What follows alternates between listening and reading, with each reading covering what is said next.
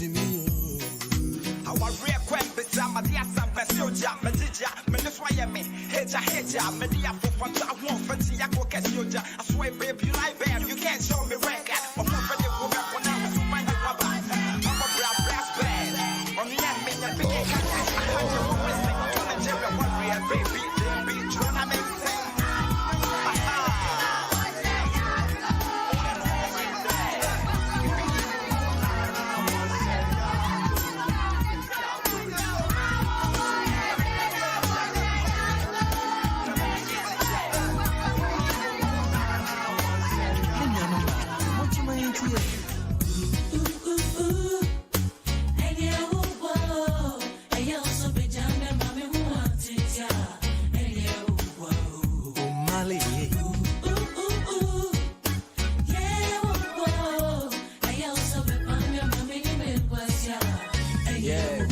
Words, your mommy, why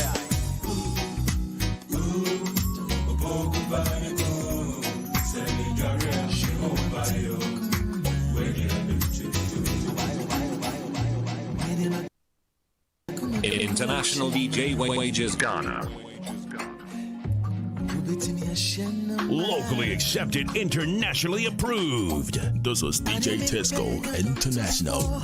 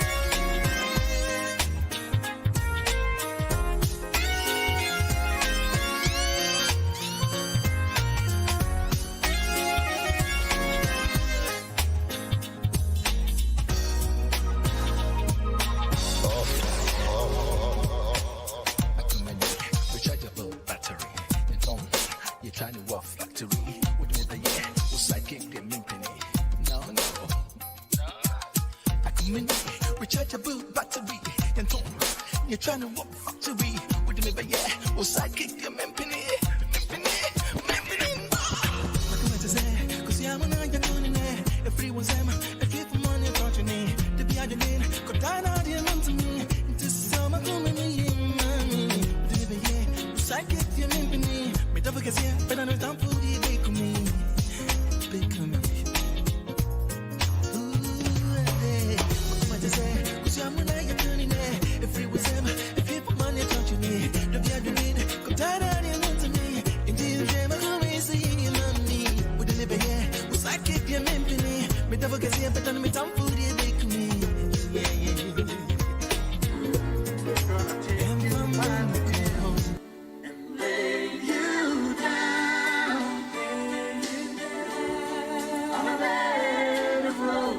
Bed of roses, bed of roses, marriage pot. Life for the same person can become messy, stale, predictable, and sometimes just boring. Do you want to learn how to spice up your relationship, bring the laughter back, and make it fresh as if you just started dating? Then join your host, Lady DOREEN Carter, this and every Friday from 8 to 10 p.m. on Bed of Roses as it streams live on GN Radio, Sky TV 0185, Astra TV, Eurobird, Facebook Live, and GN on TUNEIN. For many waters cannot quench love, nor can the waters drown it. So set me as a seal upon your heart. Join us on Bed of Roses. On a bed of roses.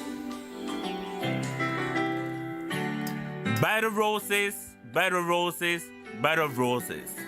The marriage pot, as the artist Kenny Rogers said, without one special person, I thought I would never find.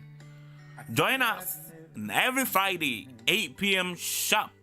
The bed will be laid. The secret will be revealed. Talking on the needs of love. You can also join in discussion on GN Radio and on YouTube.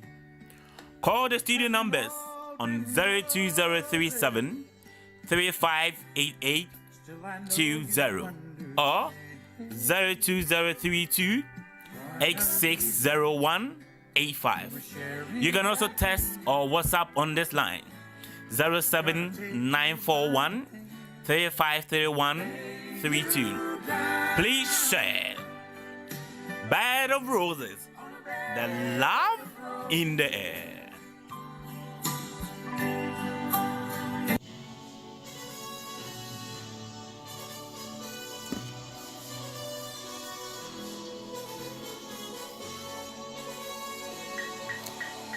Bed of Roses Marriage Port is streaming now, so get connected. Get connected now. Bed of Roses Marriage Pot is streaming now, so get connected. Tell a friend to tell a friend to tune in now. I'm gonna take you by the hand and lay you down on a bed of roses. Bed of roses, bed of roses, marriage pot. Life for the same person can become messy, stale, predictable, and sometimes just boring. Do you want to learn how to spice up your relationship, bring the laughter back, and make it fresh as if you just started dating? Then join your host, Lady DOREEN Carter, this and every Friday from 8 to 10 p.m.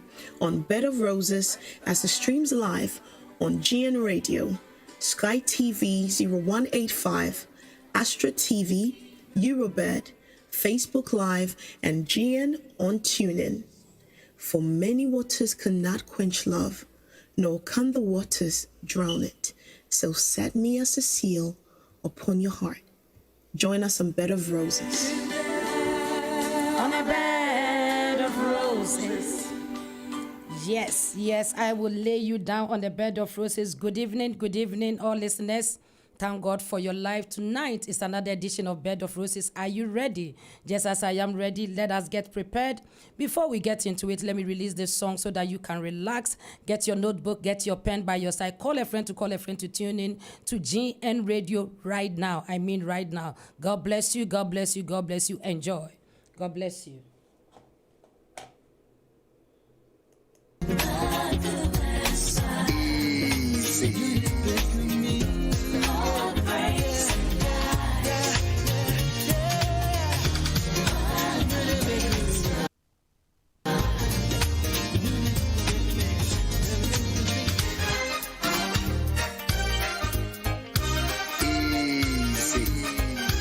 International DJ Wages Ghana.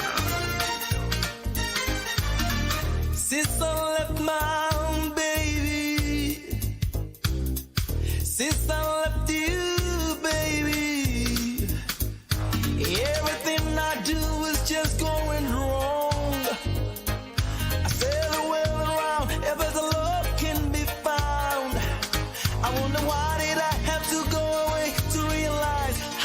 'cause you're meant to me. I guess it's true when I say you never know what you've got till you lose it. Yeah, yeah, yeah. I'm coming home. I'm coming home. I'm on my way. I'm on my way.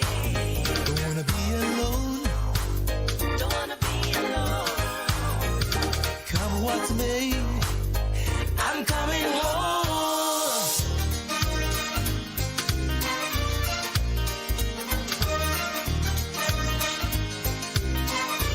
Somebody connect. God bless you. Keep sharing. God bless you. Is there my sweet love has got to be. God bless you. Thinking of a man's sweet sensation creep over me. I haven't seen her for only a month, but it feels like a century. I go for if this is the very last thing I should do. Because the train's always leads right back to your door. I'm coming home. I'm coming home. I'm on my way. I'm on my way. Yes, somebody, I believe that you are ready tonight, just as I am ready. A very, very good evening to you. Tonight is another edition of Bed of Roses. Let me let you know that the bed is laid. The curtains will soon be lifted up. Then you will find out what we have to do tonight. Is somebody ready tonight? Let us do it together. Please share, and continue sharing. God bless you. Those that are listening on YouTube, I salute. God bless you. Those on TuneIn, you are doing amazing. I salute you. And those on Facebook, well done. God bless you. And this evening, the first person that I see online is Angela has made it. It says, good evening, mommy. Good evening to you, daughter. God bless you. I see Sister Patience. Hobdi also says, good evening, family. Good evening to you, Sister Patience. We thank God for your life. Nana Kwesi Bimpong, how are you? He says, good evening. Good evening to you, Nana. We bless God for your life. He said, I'm watching you live from Venice TV and Venice Radio, Dunkwa Offenso, Ghana. Well done, Venice TV. We say thumbs up to you and every one of you there. God bless you. We also have Prophetess Mavis says, good evening, Prophetess. Good evening to you, Prophetess Mavis. You are welcome. God bless you. We have Emily Lara also waiting, and she's ready. Says, good evening, Reverend Doreen, and everyone. Good evening, good evening, good evening. Mama Mercy Ahiyakunu says, good evening, Mommy, and everyone. Good evening, daughter. I bless God for your life. Amen and amen. We also see Dr. Charismata. It says, good evening, Lady Rev, and all saints. Good evening to you, Charismata. God bless you. We bless God for your life. Please continue sharing and let the Lord continue to bless you. Amen and amen. Angela, say happy weekend to all. Same to you, my daughter. God bless. Say click, share, click, share, click, share. Well done. Well done. We have Miss Palo Venture says, good evening, beautiful Reverend Doreen, Dr. Carter. We bless God for your life, Miss Palo Ventures. God bless you. Please, if you have joined, it is time to share. One more song, and then we enter into our discussion. And I believe that somebody, you are ready. The studio lines will be open. Your voice must be heard tonight. Your questions are most welcome, and I want you to know that we are going to have interesting time tonight. After this song, I will let you know what is behind the scenes. The bed has been laid. The curtains will soon be lifted, and we will know what we are discussing tonight. God bless you. God bless you. Stay connected and keep sharing. God bless you. Today is Kojo entry all the way. Let us enjoy it. Somebody, let us enjoy it. God bless you.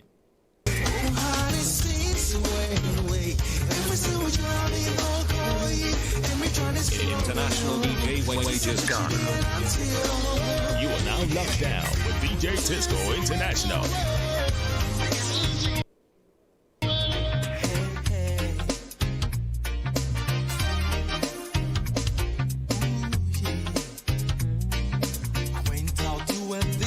Last Saturday night, cause I was feeling kinda lonely.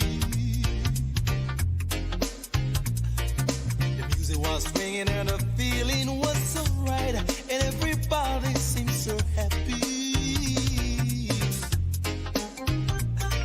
Staggering on asphalt, this little beautiful daughter, the way she moved got me crazy. So I said to her, beautiful girl,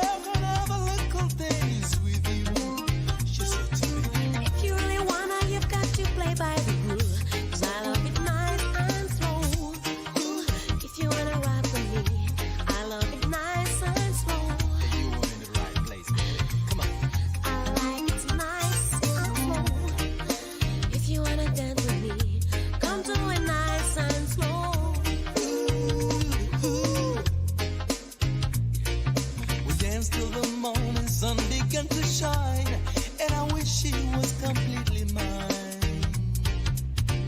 Yeah. She's the sweetest girl that I have ever known. Something in me would just let her go. So I said to her, how about going to my place for a cup of tea? It's my pleasure.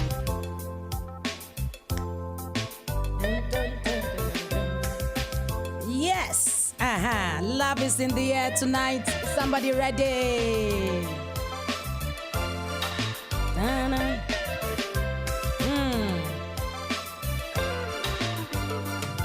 Kwame Daki, God bless you. He says, thanks seeing you live.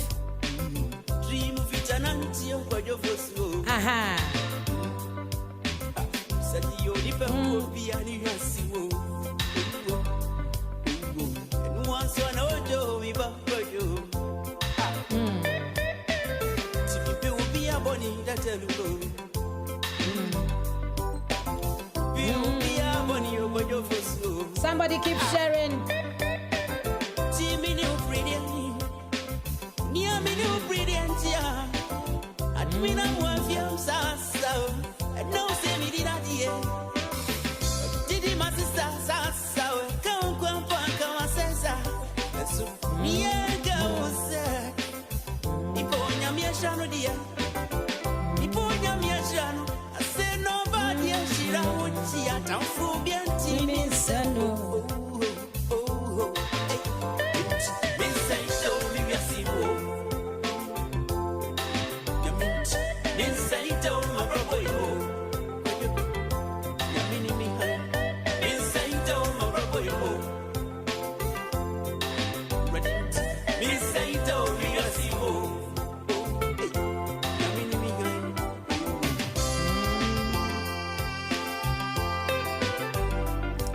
Yes, God bless you.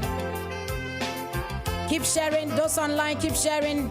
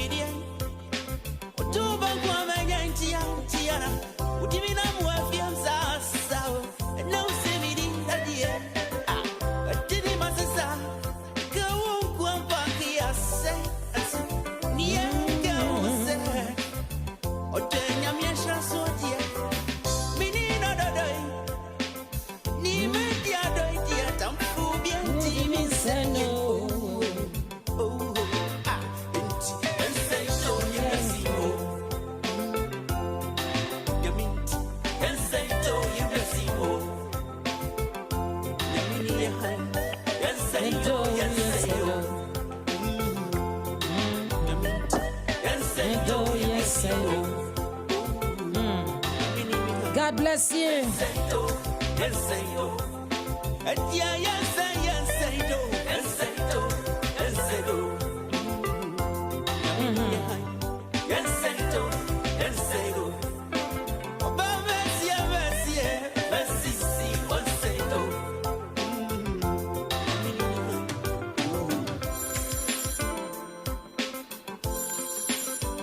Hello.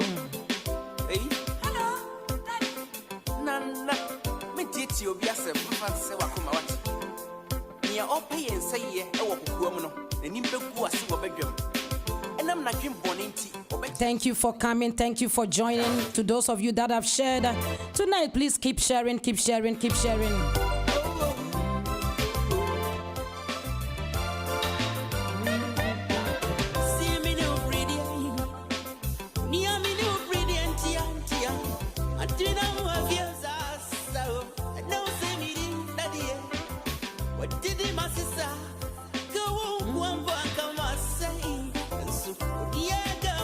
Thank you, Lord.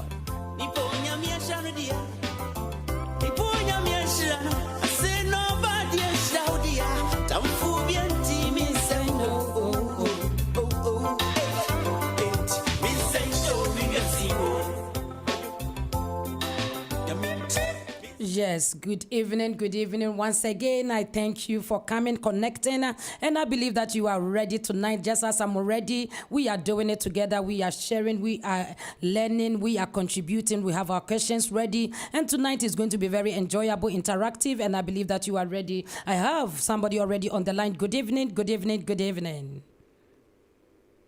Hello. Hello, hi there. Yes, hello, Letitia. How are you doing? Very well, thank you. How are you yourself? I'm doing well, thank you. God bless you. Thank you for joining. We bless God for your life. Amen and amen. Can you introduce yourself for me? Can you introduce yourself? Hi, guys. My name is Letitia, also known as Doxa. It's a privilege to be on this call, and I pray that I am blessed and that we are all blessed. And I'm here to learn more than anything.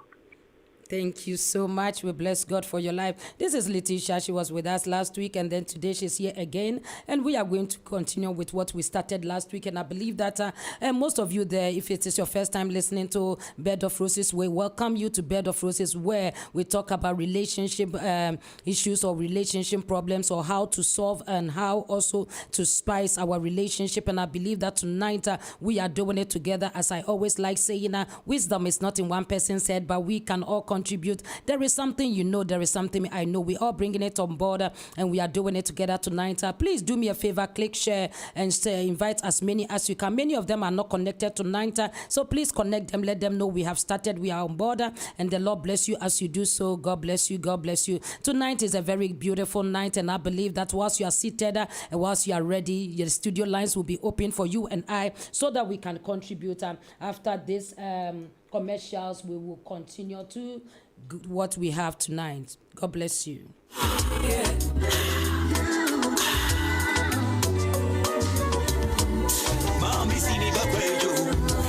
Bed of roses, bed of roses, marriage pot. Life for the same person can become messy, stale, predictable, and sometimes just boring. Do you want to learn how to spice up your relationship, bring the laughter back, and make it fresh as if you just started dating? Then join your host, Lady DOREEN Carter, this and every Friday from 8 to 10 p.m. on Bed of Roses, as it streams live on GN Radio, Sky TV 0185, Astra TV, Eurobed, Facebook Live, and GN on TUNEIN. For many waters cannot quench love, nor can the waters drown it. So set me as a seal upon your heart. Join us on Bed of Roses.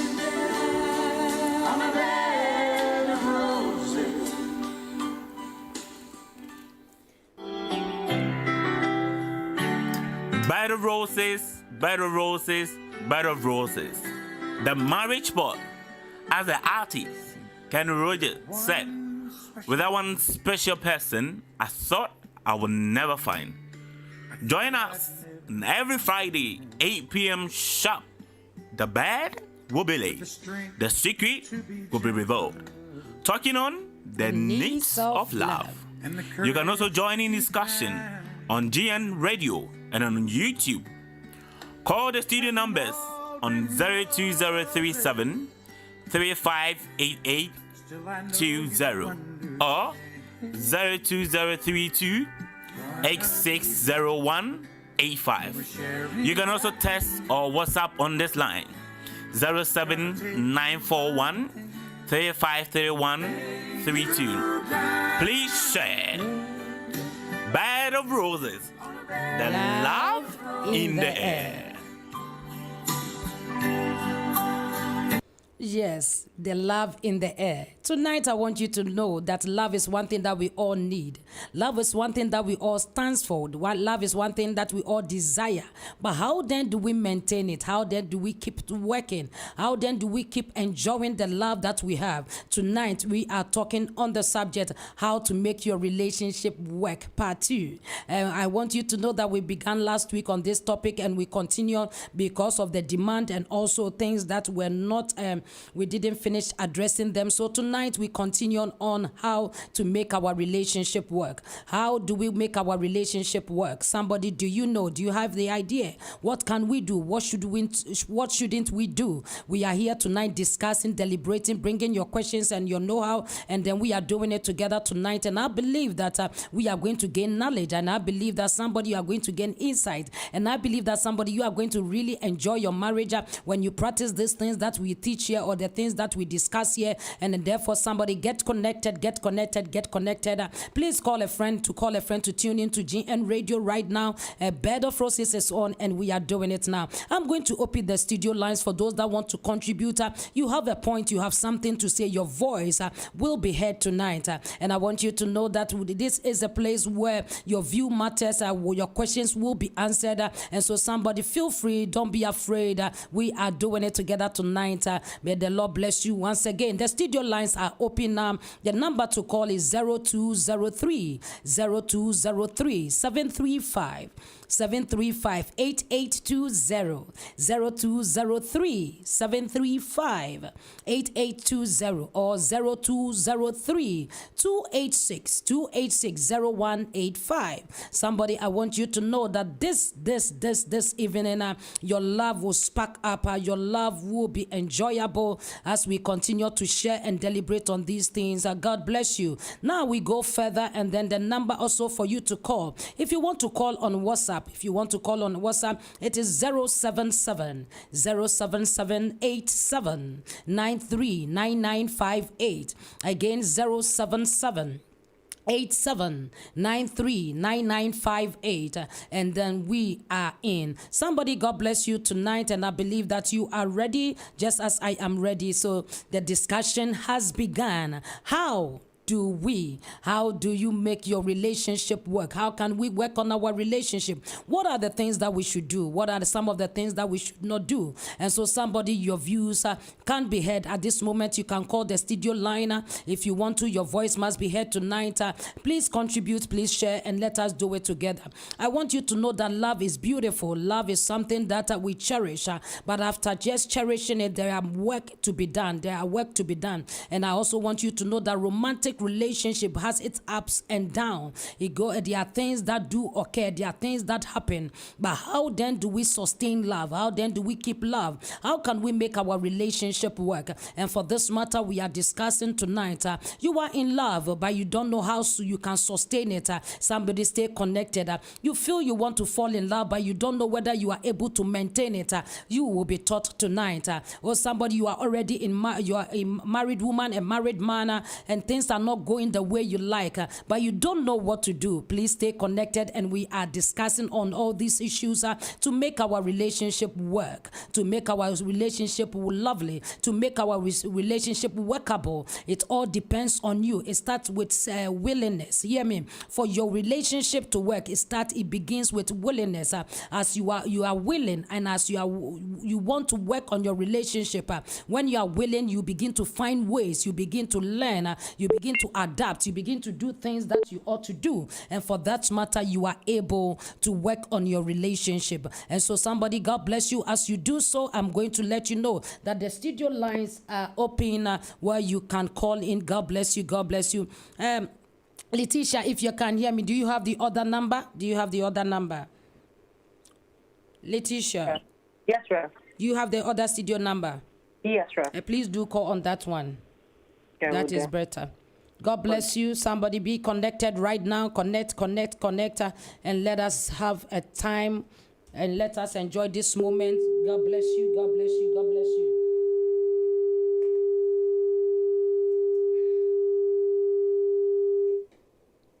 Okay.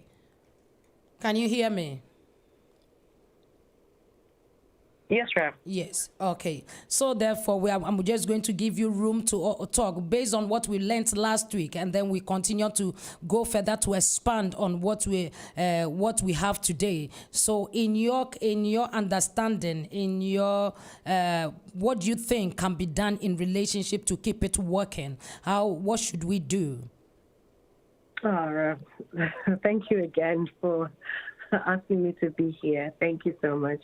I mean, like I said, I like this seminars because I get to learn the things that we were not taught and the things that we haven't learned. And I think this platform provides exactly that. So God truly bless you for this platform, Rev. God bless you too. And the question today is the establishment of your relationship dependent on the work you put in? Yeah.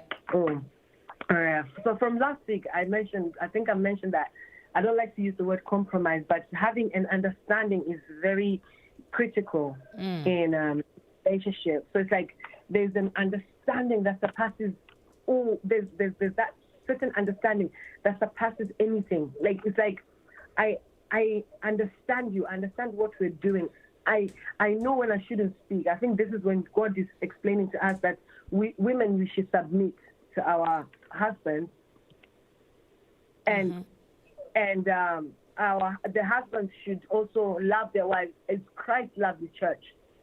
So it's like Christ has a certain understanding he had with him. So it's that same understanding that I've just been looking at. But Rev, I stumbled upon this scripture, Proverbs 24 verse 3. And Proverbs 24 verse 3 says, let me find the best, let me just use New King James. It says that through wisdom a house is built, and by understanding it is established. Yes, by wisdom a house is built, and through understanding it is established. And it's like that understanding is love is not enough to sustain a marriage. Laying with your husband or your wife is not enough to sustain a marriage. There's a certain understanding that one needs to acquire. That now your house is established. That your house is now established, and it's such places as this that we find wisdom. So now wisdom has come, so we're now building the house. And now understanding must come that we may become established. Anything in life must become established by understanding.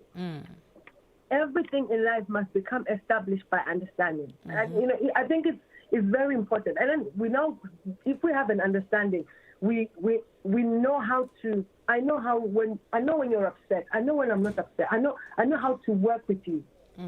So I believe that it depends on the work that you put in. If you have that understanding, then you begin to work because you understand that I require to work in this way. Okay, a lot of us will say, it is God's will that I should marry you. But when we've married the person, we don't wait and sit down and think God will take care of everything. Just because it's God's will does not mean that it can't break. If we don't put on the work, it's the same thing as I apply for a degree as a doctor. If I don't put in the work, I will fail. I will not become a doctor. Wherever I go, if I don't put in the work, if I want to see crops outside, cotton growing in my field or garden, I have to put in the work. I have to figure out what time and season is right for cotton. I have to find out which fertilizer is good for cotton. I have to find out what soil is good for cotton. I have to, all these things. Now wisdom is, a house is being built. This is all wisdom. So as much as we have God's will, God says, okay, go and marry that sister. If you enter the room and you just sit there and the sister is sitting there, she will not marry you. She will not marry you. You have to now do the work, which is you approach the sister. Hey, so what are we doing? Are we working together? Oh, even if it means that you have to annoy her. Look, God said you are mine. By force, by fire, you must say yes. I must work at you making you my wife. And I must work at making this person, we must settle down together. So if we don't have that element of work, nothing will work out. It's the same thing as if we wake up every day, we're not brushing our teeth. I mean, it's not working. It's not working. Even with this house. So I truly agree that for the establishment of your relationship, work needs to be done. This is work within yourself. Work within yourself. This is what stresses my partner. This is what stresses my husband. This is what stresses this person. This is what stresses me. And this is what affects our relationship. I have to work at communicating well. I have to work at being committed. I have to work at so many things. If love is not good enough, love will not sustain anything. Love will make you enter, but for sustaining, I believe work must come in. Work must come in. Thank you so much. You have said a lot, and I believe that to those that are listening tonight, you are making note and you are pointing out things that you need to work on. Because let me tell you, every love must be worked on. And I said that it doesn't matter how far your relationship has gone. Maybe you are just starting your love affair. Probably you have been together for years. Probably you met not long ago. Whichever way or category that your love falls in, I want you to know that work must be put in. Work must be done. Without work, love will fail. Hear me? We say true love does not fail. But I have a quote that I say that true love can fade if you do not work on it. If you do not work on it, it will fail. So therefore, we have to know that every marriage needs work. Every relationship needs work. And when we fail to put in that work, it means that we are making a statement that we don't want that relationship to thrive, or we don't want to enjoy such relationship. Just as Letitia has said so much things by gaining understanding, I believe that every relationship also, there is not a relationship that there is no ups and downs. Every relationship has got its own ups and downs. God bless you. Every relationship has got its own up and down. And then the reason how it can work is the work that we put in. It starts by your willingness. It starts by your willingness and also your commitment. Your commitment is also very, very important. You must be willing to work on your relationship, and you must be committed to the work that you are doing. You can't start doing something today and tomorrow you stop doing it. Most people are not committed to the relationship they have. They are not committed to their married. They are not committed to something that they have started. They think that it will grow by itself. No, love does not just grow by itself. You have to make it work. You have to make it work. And so we are going to talk on some of the things that we can do to make love work, or we can do to make our relationship work.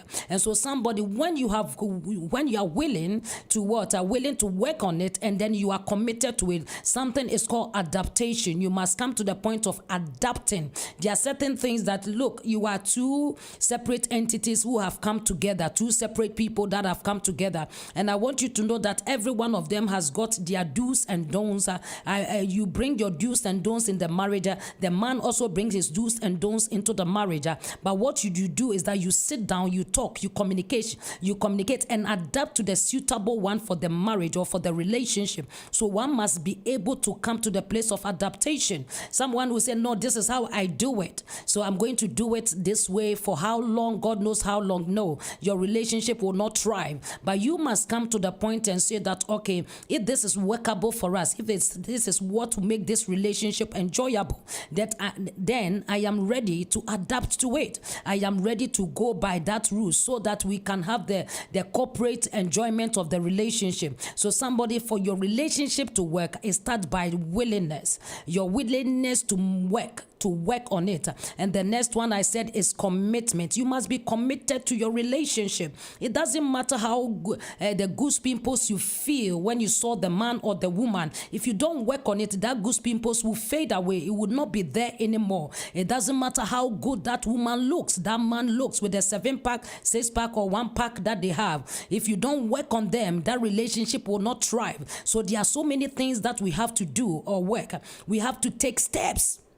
There are steps that you have to take in working on your relationship. So somebody, the first thing is you must be willing. You must be willing to work on your relationship. And then you must be committed and then adapt to certain things that the two of you will agree on. So I'm going to give a first point that I want us to deliberate on. And so somebody, as you have joined us tonight, we are talking about how we can make our relationship work. What are some of the things we should do? What are some of the things we shouldn't do in order for the relationship that we have, the love that we have, to be enjoyable, for it to work? There are people that are falling madly in love. I say madly. When they started at first, it looks like nothing is going to separate them.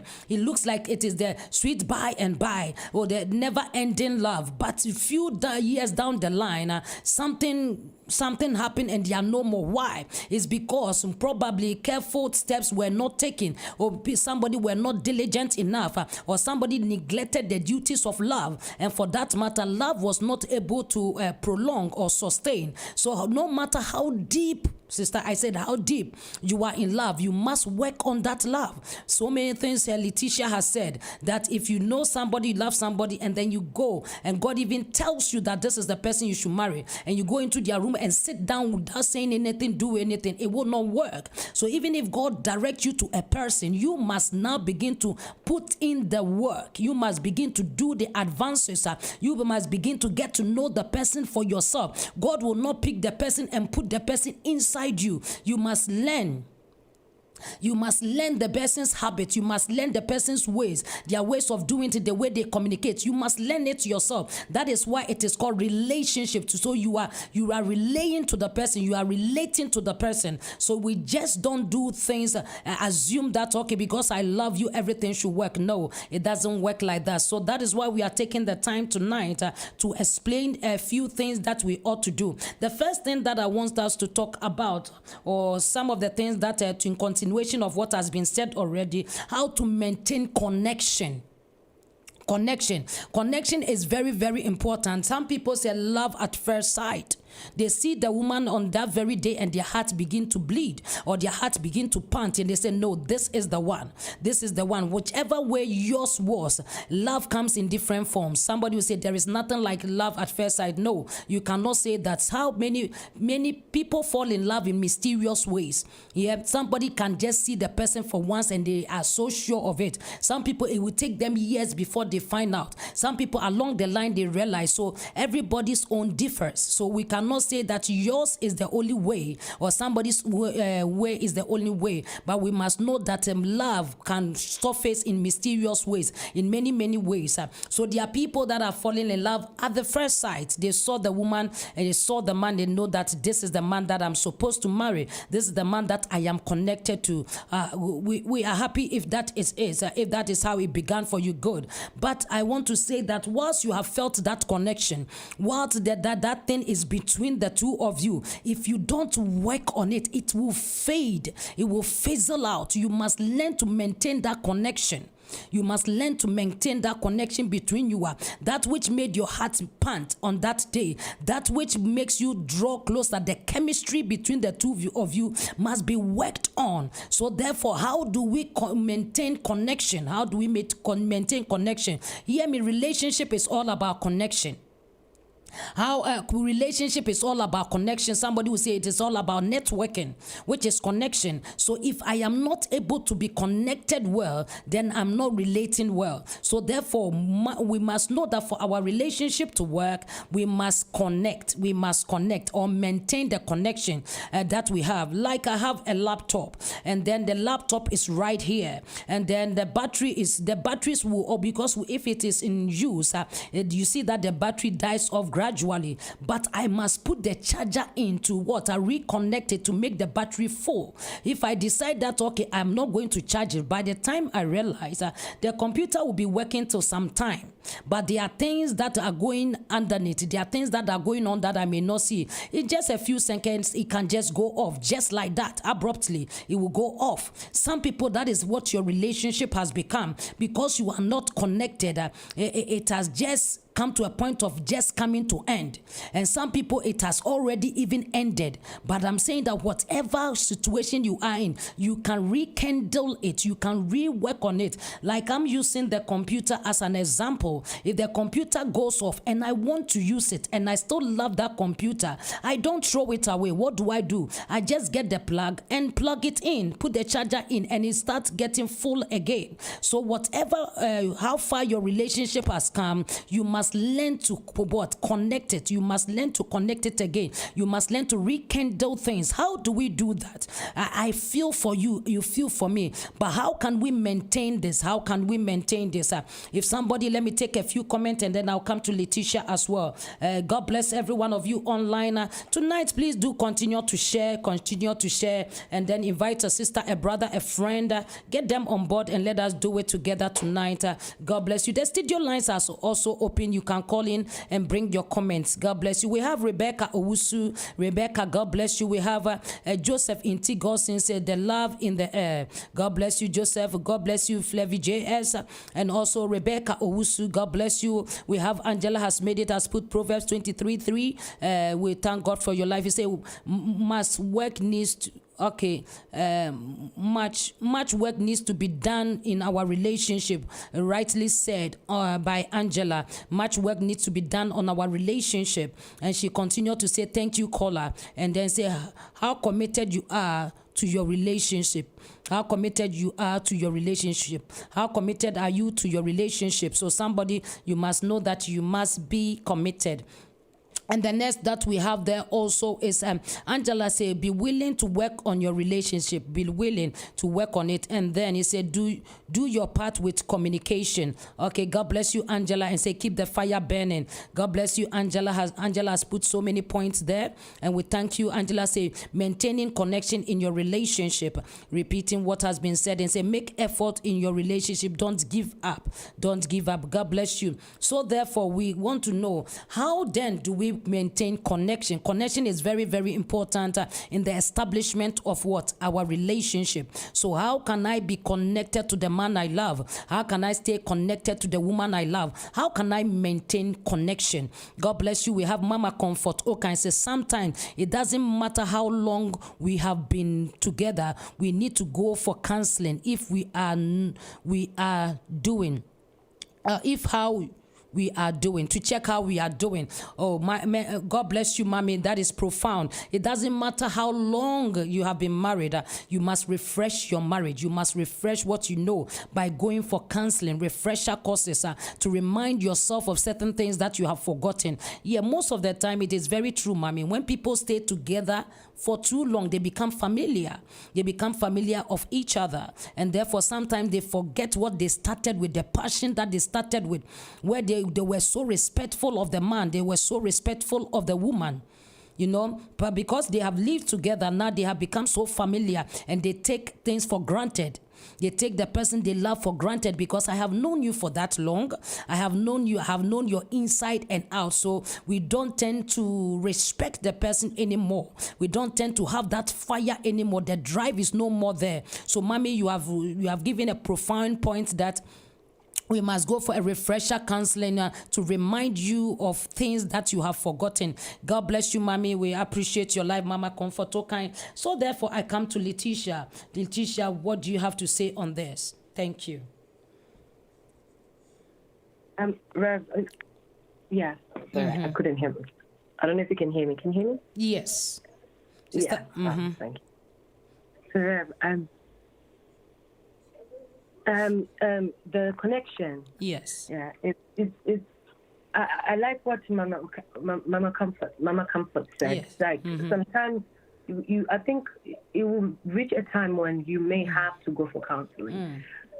Because, like you said, because of familiarity reasons. You know, when we've worked together a long time, now we begin to look like we're brother and sister.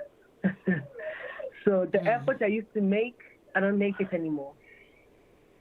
Likewise, you don't make, when you used to get your hair cut, now you think your hair should just look anyhow. As for the ladies, we now even dress in tracksuits and just look like we're just cousins and live like we're just brother and sister. And it's like, but no, that effort still needs to be done. And I think you always need a referee in the life. We always need the referee, the one that says, okay, look, at this point, maybe let's do things this way. When it comes to you and this man, there's always, let's be someone that always maybe speaks. Somebody that you both listen to. That when they observe from outside and come and say, okay, maybe guys change this. Or you can go to them and say, look, I think we're having a struggle here. Let's do this. Let's do things this way. But from the connection side that you said, Rev, I was thinking about it when you said connection. I was thinking about wireless. If I'm next to a modem, yeah, my wireless connects very well. Yeah. The further I go from it, the further I am from the modem, my connection breaks. So I was just thinking about it, and I was thinking, so then how does that apply to a relationship? So it's like, how then how do I relate it to people as in the modern? But then even that, I think the God factor at this point must come in from the word God. From the word God, yes. But then at this point, I think I will emphasize so much more on the God factor of things. Then when we finish that now, between ourselves, we must be connected. That's why our Wi-Fi signal is higher. When we begin to separate ourselves from each other, because you could be in the same house and live as neighbors. So when we begin to disconnect, that's when our signal becomes low. Very our true. signal becomes low in every way, in be it in bed, be it in communication, be it in children, be it in every part is affected. Like one begins to give 80% and one is giving 50%. We have it's like a dislodged meat. It's not no one is working at this point. There is a disconnect already. So I really think it's key. Like you said, willingness is required. By all means, willingness is required. I remember you asked last week, you said that, why do we think we struggle so much in making relationships work? And I was just thinking about it, like, maybe some one of the reasons, yes, fear, of course, but another reason is maybe we're trying to meet some idea of what marriage should look like. So when we're trying to meet that, you will never meet it. You will constantly be chasing it. Sometimes we can make our own relationship. What works for two of us. So it's like I have to live by the standard of how this person lives. And it's like, but this doesn't work. This works for them because of A, B, C, D. But for you, it's not working. So I think we have ideas of what marriage should look like. So when it now comes to a lot of men will say, no, I will never cook. That's the job of a wife. And then you turn around and you're like, oh, actually, it's not a job of a wife, but it would be nice if your wife is cooking for you. And then vice versa, it's like, I should wait for my husband to come and fix the lights. It's like, yeah, it's not his job, but it would be nice if he did it. So it's like, as much we have an idea, and I think these ideas will kill us to some extent, because if I'm working a 9-to-5 job, later, 9-to-5 job, and I come home, and then maybe my husband is at home. My husband can actually cook. My husband can cook. Vice versa, if I am at home, my husband is at work, I can actually cook. We can meet. That is if the man can cook. That is if the man can cook. Man can cook. No, that particular man. We have men that can cook. Not every man that can cook. That are chefs. Men can cook. I do know men can cook, but not every man can cook. Or knows how to cook. Let me put it in that context. Not every man knows how to cook. So even when you give them ingredients and leave them in the home to cook, they cannot. By the time you come, what you'll be eating, you will not like it. It's not because they don't want to, but they just don't know how. Yeah, they just don't know how. Because of their upbringing and because of how they know things. So they are not able to cook. And that is fine. But there are some men that they were brought up in that context, they know how to cook. Or probably they were not even brought up, but they have learned. So one area too, we can say that men can also learn to cook. You can learn to cook. Learn how to cook. And vice versa. Like, I think, is it Brother David last week? He said that maybe teach your wife how to send an email or two. Likewise, you can also have men who may not even know how to change a bulb.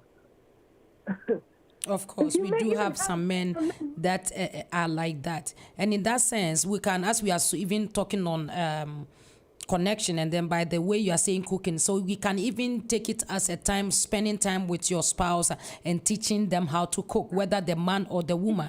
There are some women who don't even also know how to cook, and they must learn. Whoever you are, you must learn how to cook, and so that when the need arises, you can also come in with what you have to cook. Yeah, so it is something that is vice versa. It's very, very true. And this is when we're meeting an idea. So, women should stay in the kitchen, men should stay in the lounge. And by that alone, we've disconnected. Because it works for neighbor A, but it may not work for us. Exactly. That is why you talk, you discuss in your relationship. As I said, adaptation. Adaptation is learning something new that belongs to the family. Yeah. So let's see what works for us. Are you sure you know, this is what... So instead of, I think, that this, when we let me pick this caller quickly. Okay. Hello. Hello. It's Patience. Mr. Patience, God bless you. How are you doing? I'm very well, thank you. Okay. Let's hear you. Well, I think the lady, what she's saying about men and cook men, that is not an excuse. Because if you know your marriage from the beginning, who institute marriage, you are going to do it to please the one who institute marriage. Okay. Marriage comes from God. God institute marriage. So if you are going into marriage and you don't know your purpose as a woman, your purpose as a man, there is a problem. If for a woman, you are going into marriage and you don't know the purposes of the man, you have no right to marry the man. Because when you do that, that is where there's going to be a problem along the line. Because your purpose to that man's purpose is not intertwined, it's not together. Because God created, I'll make you a suitable woman. He told man. You see, it says suitable woman. So as a woman, you should ask yourself, are you suitable for that man? It is this a fundamental thing a lot of people don't think. We shouldn't go into marriage with lust. Saying that there's people are in relationship, they say love. It's the agape love, the love of God that will keep the marriage. That man will purpose in his life that I will not lose a fight over my marriage. Therefore, he will not do it. That woman knows that this man I'm with him, we are together. You can use a square plug into a round plug. It will not work. It will not work. So if we don't know our marriage, the marriage that we go into, we will fail. There are so many today. I know some of them, they've been together for so many years. They are divorced. Why? Because of the purpose. Everything that we know, if it's not with God's purpose, we will fail. And if we don't step into the purposes of God, we will not be fulfilled. It doesn't matter the children you have, you've got, the house, the money, the car, whatever you go, the purposes of God, you haven't fulfilled it. So you are going to crave and seek something else. We have to go to foundation. Genesis 1:26 to 28. I'll read it for you. Lord help us. Amen. Genesis 26 to 28. And it says, then God said, let us make man in our image, according to our likeness. Let them have dominion over the fish of the sea, over the birds of the air, and over the cattle, over the earth, and over every creeping thing that creeps on the earth. One, the purpose in there is man. God made man in his image, according to his likeness. That is one. Verse 27 says, so God created man on his own image. In the image of God, he created man, male and female.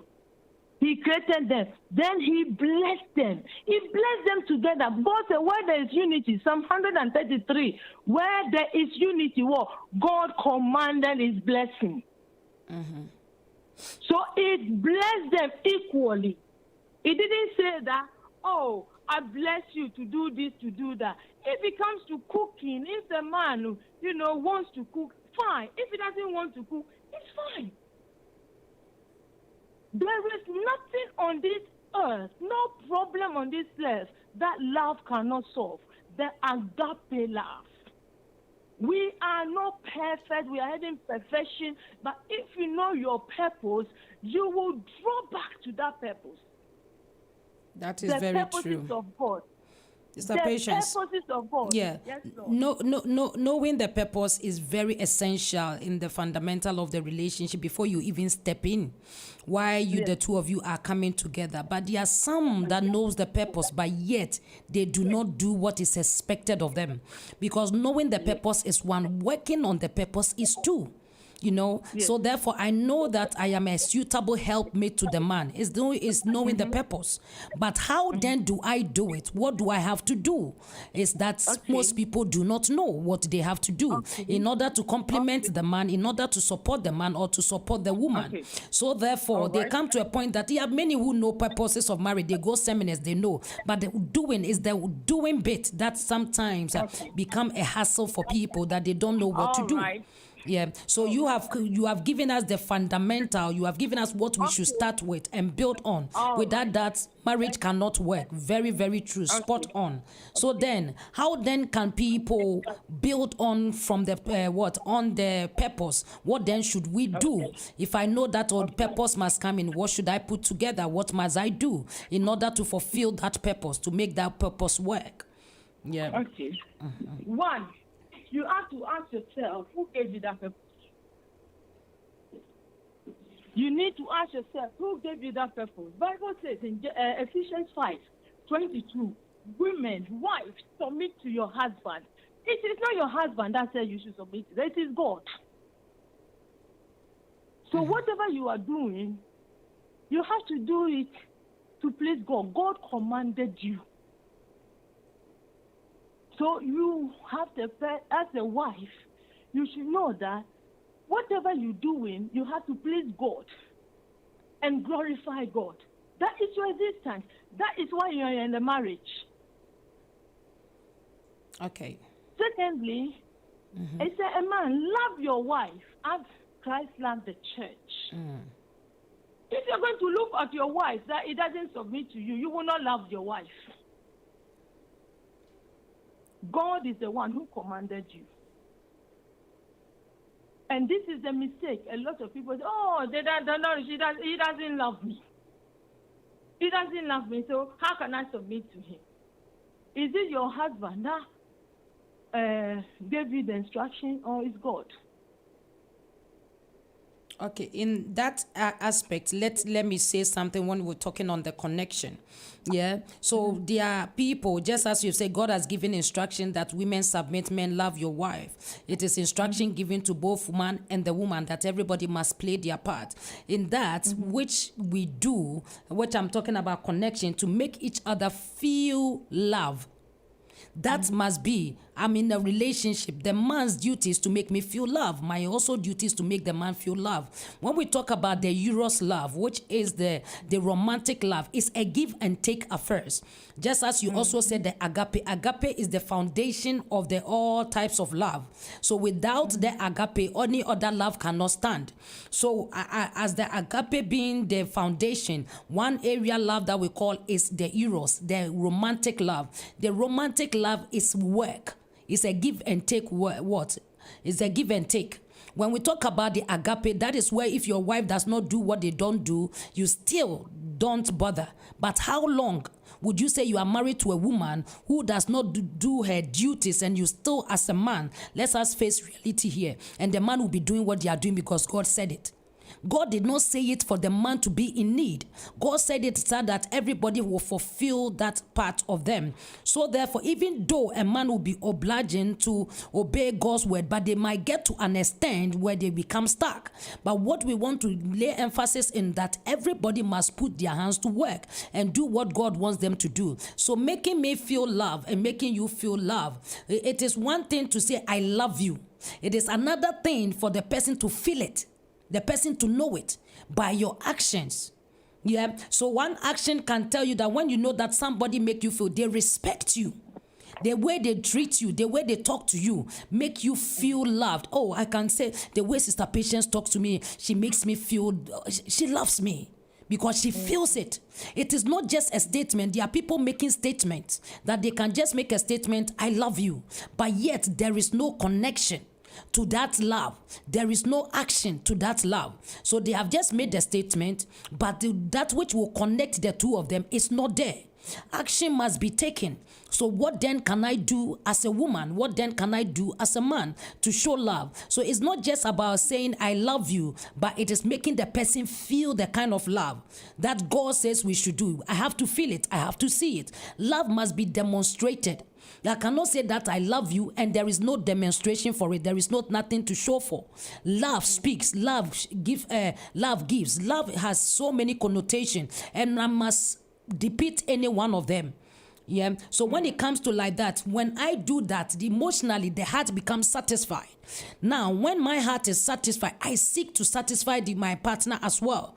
When my partner is also satisfied, he seeks to also satisfy me as well. But when it becomes one-sided, when one person understands more than the other, or one person wants to do and the other is not doing, the other person who understands may do it to an extent, then sometimes it gets to a point that they give up.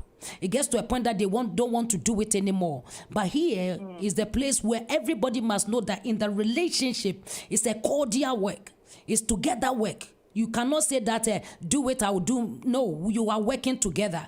I'm doing my bit, you are doing your bit. We put it together and it works. So mine is to look out for the man is to look out for me. If I look out for the man and the man look out for me, there is not going to be any, there's not going to be any need in my life, because the man is looking out for me and I'm looking out for the man. But there are some relationship or marriage that the woman is looking out for the man and the man is looking out for himself.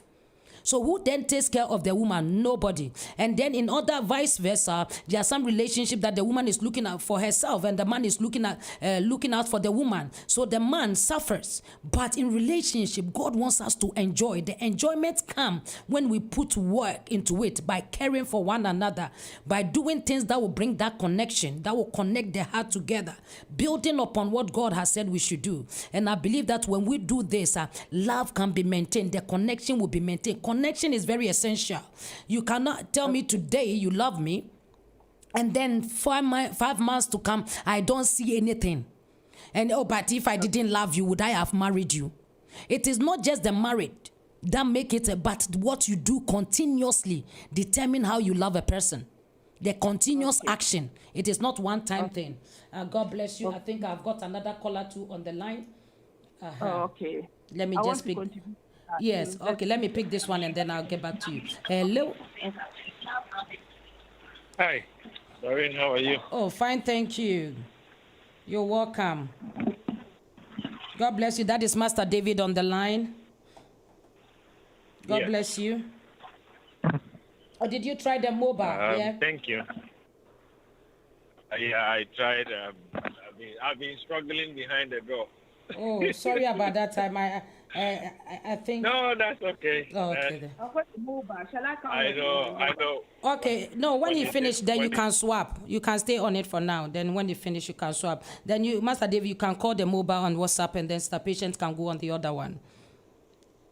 Okay, so do you want me to come on? Is that okay for you, Master David? Hello? Hello? Yeah. I'm here. Do you want me to speak? Master David, are you there? Yeah, I'm here. Okay. Do you want to come on the mobile? Or it's okay for now? Okay. Okay then. Okay then. Sister Patience, you can swap over then, please. Okay then. Thank you. No, Letitia is also there. God bless you, late. God bless you. For this matter, let me just quickly take a comment before they come on, and then we proceed. Master David, then we'll come to Mama Patient. God bless you. For those that have just joined, please keep sharing, keep sharing. There are some of them I can't find them tonight. Please connect them on and let us do it together. God bless you. God bless you. God bless you. God bless you. So therefore, we have Mama Comfort say, love is easy to say, but the action he said, but the action beside it is more important. God bless you, mommy.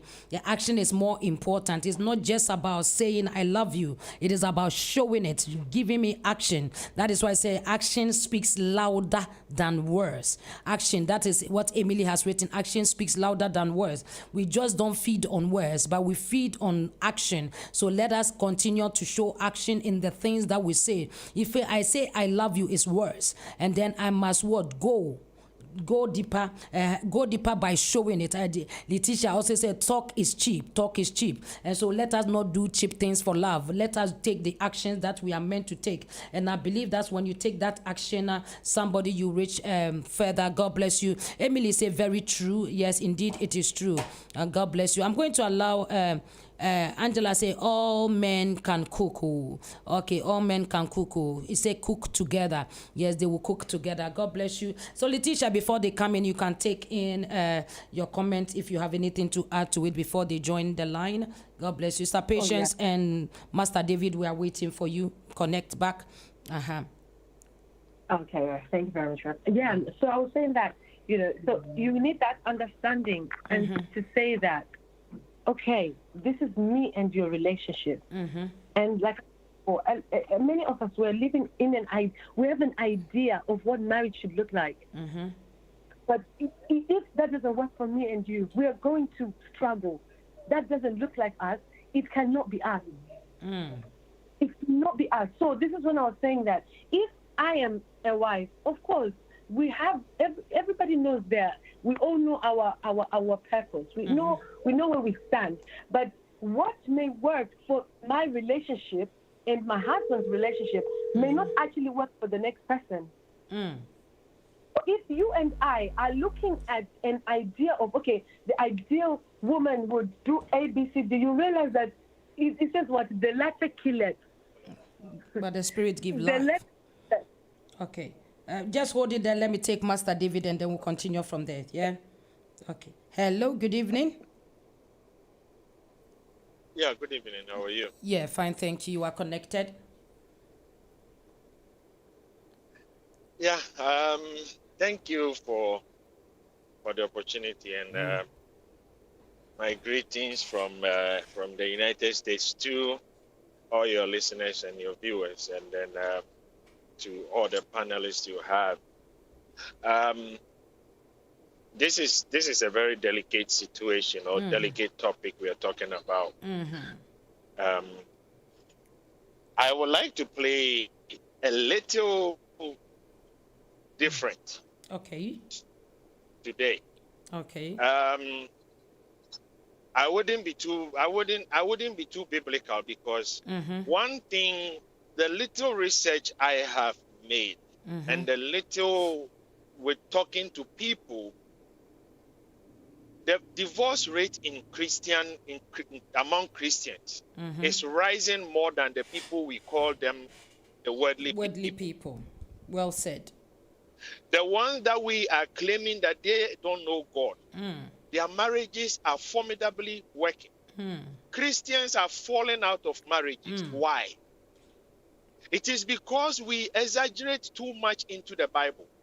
It is because we make the Bible as if it's a shrine that is going to kill somebody.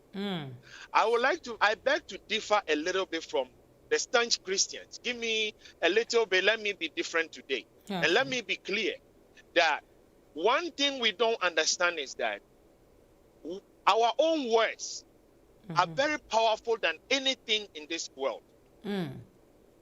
When your daughter met the boyfriend and you were told that the boy doesn't go to church or the boy was not a Christian, you insulted your daughter and told her Do you want to go to hell? Are you going to marry this person? Your own words is now biting your daughter's relationship. You will amount to nothing. Those words, we should desist from it.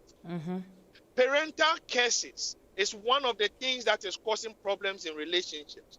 Because we feel that we are doing biblical teaching. No, if Bible was written today, 2021, some of the content will have been different. The Bible we read is a guidance to life. How you interpret the Bible is different from how I see it. Though it's an English word. We all say we want to go to heaven, but nobody wants to die. Why? Why are we afraid to die?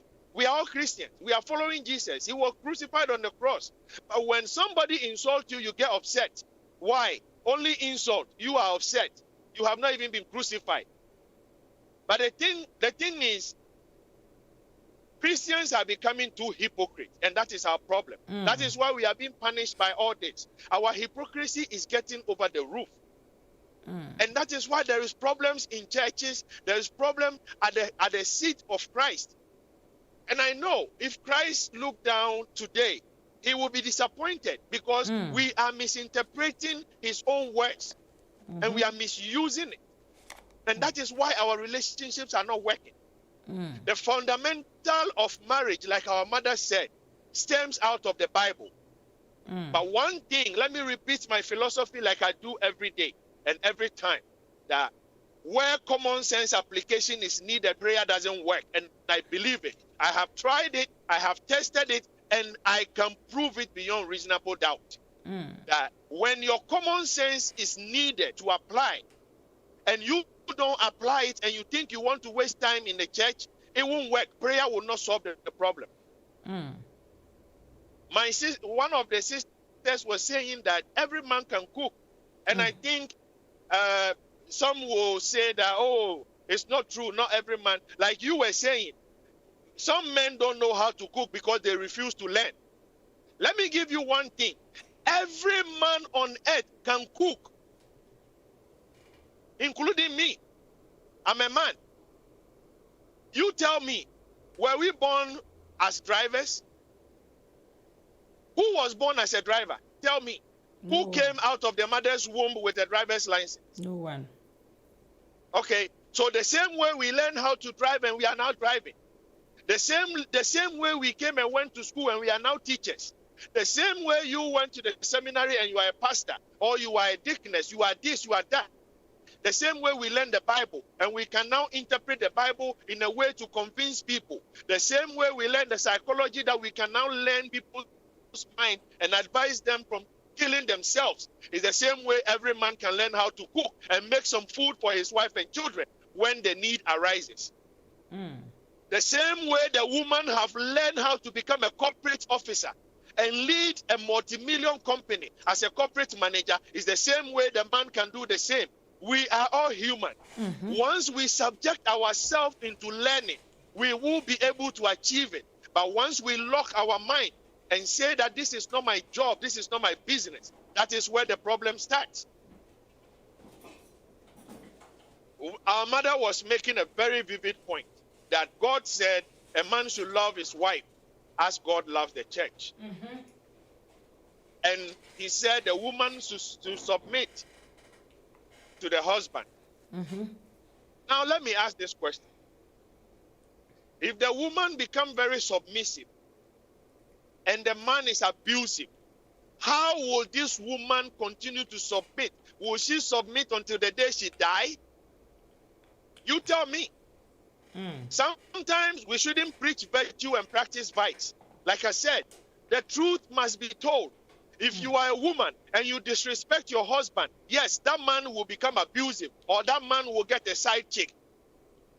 That one is a given. It doesn't matter whether your husband is a staunch Christian or he is the pastor of the church. He will find a comfort zone somewhere. Why are pastors divorcing?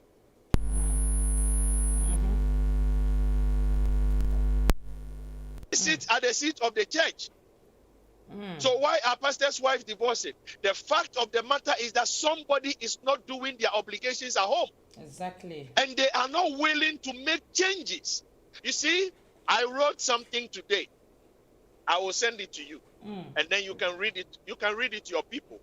I posted something on Facebook today. And it says that nothing good comes out of a comfort zone. There is nothing good in your comfort zone. You want to achieve something, step out of that comfort zone. You want to make it, step out of that comfort zone, because you have been in that comfort zone for over 5 years. Nothing good is coming out of it. Step out and see how the weather out there will make for you. If the only thing we are afraid of as Christians is we are afraid of change. We have embedded ourselves in the same biblical quotation over and over and over. And we read, you see, one thing is that we shouldn't forget, the devil also knows the Bible inside out. And so everything that you start doing, the devil will have a counter attack for you. If you are not discerning, you will denigrate yourself into a ditch. Action. Yeah. You see, one thing that destroys relationship is friends. You are a lady. You go to your friend's house, you talk about everything, including what happens on your bed, your matrimonial bed, to your friend. What are you doing? You think you are doing good? You think you are bragging? You are not bragging. You are destroying your relationship. Look, the matrimonial home, or between you and the man, once you strip yourself naked to your partner, you have a bond, and that bond of secrecy should remain until death do you part. The day you break that bond and you begin to voice out what happens in your matrimonial home to a third party, you have broken that bond, and then the curses of it will befall you. It doesn't matter how much prayer you do, it won't work. We need to accept the fact that we are human. Like I said something last week. If I am married to you, if I'm in a relationship with you, my weakness is your strength, and your strength becomes my weakness. I have to know, like our mother made a point, you have to know the purpose of everyone you are going into relationship with. If you are married, or you are going to get married to a man who cannot plan even 2 weeks ahead of time, that man is not marriage material. Because as a father, as a head of home, you need to have a 5-year development plan in your home. As a manager of a home, a wife, you need to come up with a 3 months budget as to how you are going to manage your home, at least 3 months. And you can build it on. But the minimum you have to plan is 3 months. As a mother, as a wife, as a woman, you are the manager of the house. Your husband is your first employee. He is the CEO, but you are the manager. You manage the day-to-day affairs. We have to accept our responsibilities. A man comes home, throw money on the table, and think that the money can make itself into the pot and turn into food. That is not how it works. You need to understand your wife.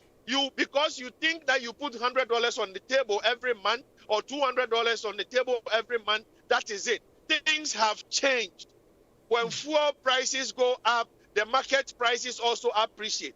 Things on the market goes up. So you, the man, study the market. Be as a student of the environment.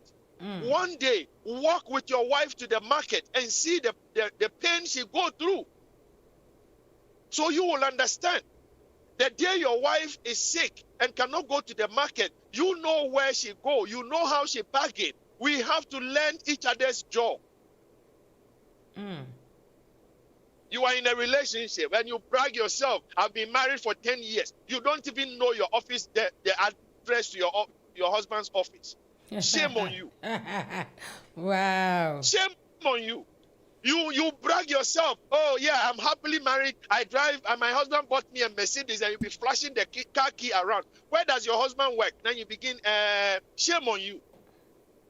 Again, I say shame on you. You are a man. You brag to your friends. Oh, my wife. Oh, yeah, I saw. Your friend would tell you, I saw your wife. Oh, man, the hairdo was so nice. Oh, yeah, the hairdresser to my wife. Oh, she is the best. Okay, where does she do her hair? You don't know. Shame on you. Shame on you. You don't even know the hairdresser who makes your wife beautiful. Shame on you. My God. You are a man.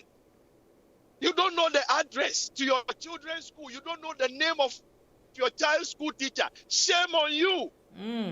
You call yourself the head of the family. You are an empty-headed. You deserve to be thrown in the garbage.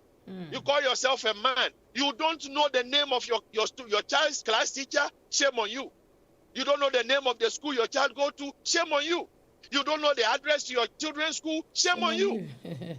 You don't even know how many classes your child is taking in school. Shame on you. You don't deserve to be a manager. You don't deserve to be a head. Let's not put the responsibility of child care on only the women. They will be tired and divorce will happen. For crying out loud. You know the reason why God created branches on the tree and gave it a big stem is because one branch cannot contain or one branch cannot hold all the fruit. That is why we come together. We are all branches on one tree. When you push all the seed and all the fruit on one of the branches, it will break and there will be no fruit. I'm sorry. I think I'm getting too much upset.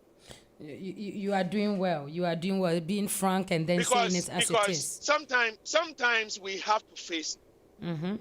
It breaks my heart when we sit down and watch our young people dedicate themselves to what we call marriage. And 5 years down the lane, it breaks their heart. Some of them get depressed. Some people begin to commit suicide. Some of them are sitting on time bombs. But we are married. We know the problems, but we refuse to say it. Because when we say it, she is going to leave the rich guy that came to marry her. Let me give you one parable in Akan language. I say, Obia mpe bakwasia wo. Nanso obia pe kwasia bi amana ware ne ba.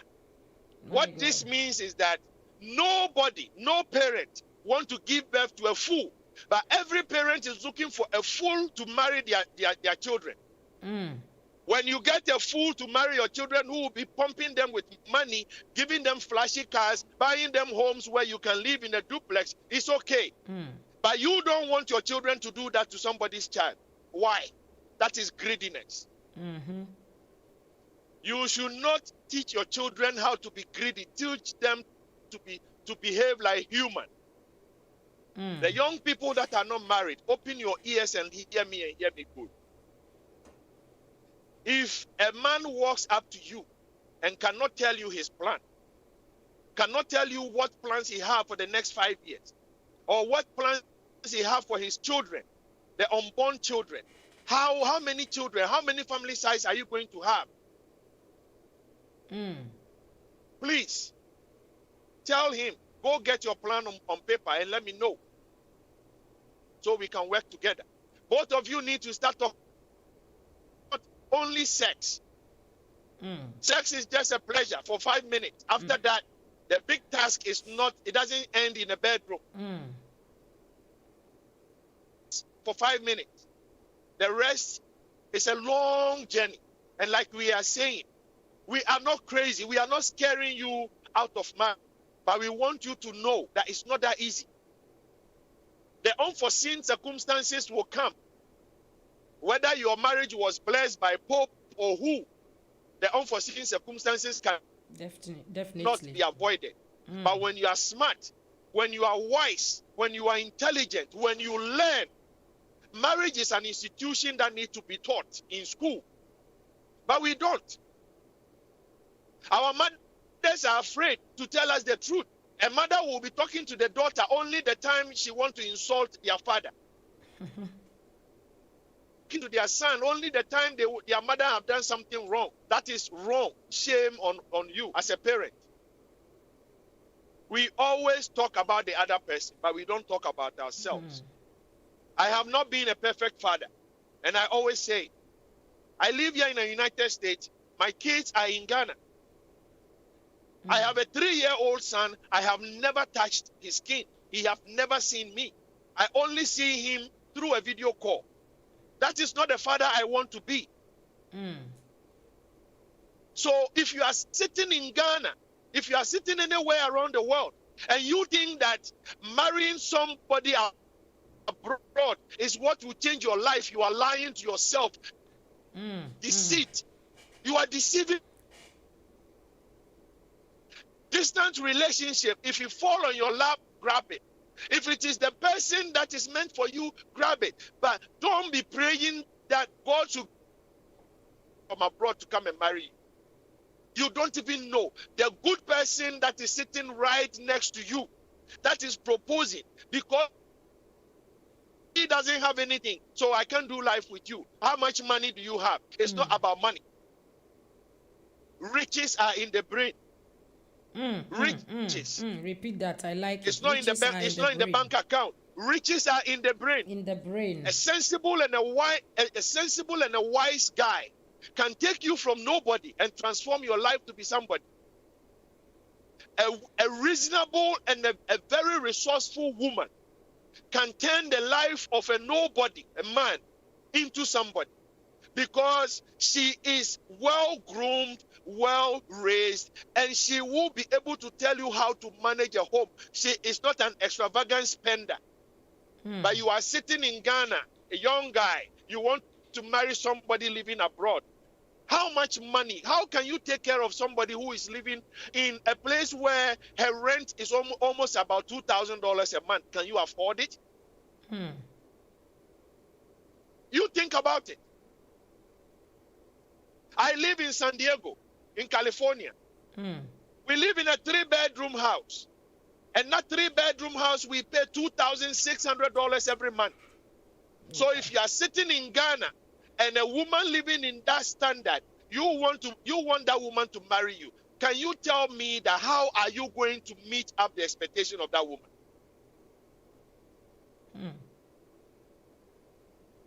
Life is not all about flying in a plane and crossing the ocean to the other side.